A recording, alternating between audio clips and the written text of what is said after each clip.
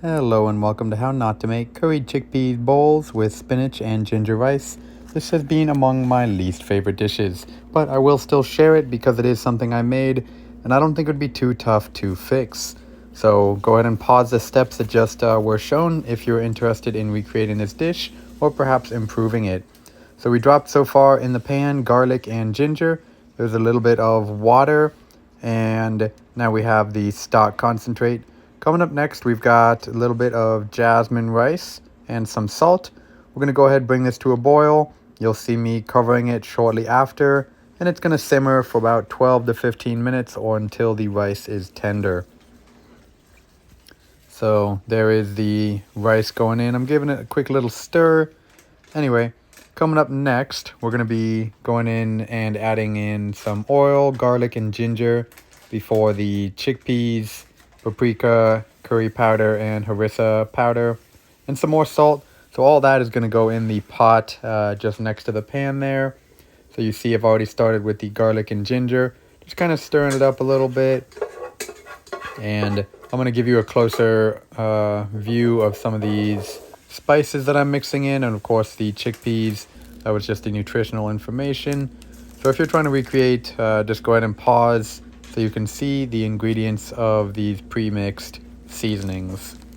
So anyway, you can see the rice off in the background. It's being covered, and personally I would actually increase the volume of seasonings because I didn't really feel like it was that flavorful at the end, and the volume was also too much when it came to the spinach.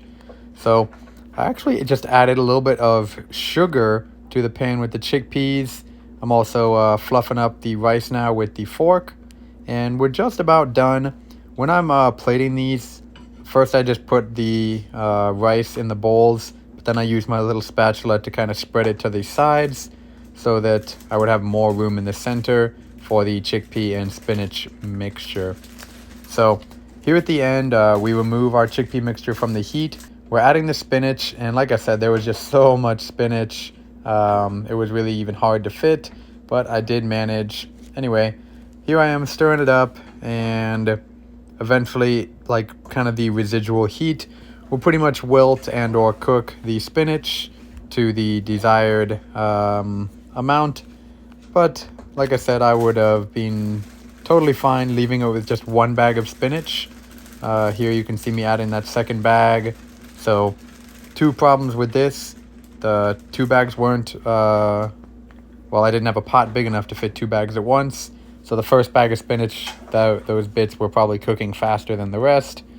And like I said, there was just too much at the end of the day. And the seasonings, either I didn't use enough, but I did follow the instructions, or they just weren't strong enough.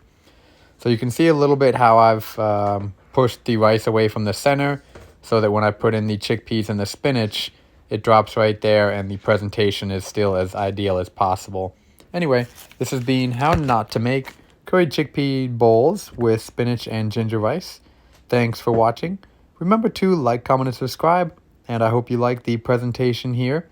And if you do recreate this, I hope it tastes better than when I made it.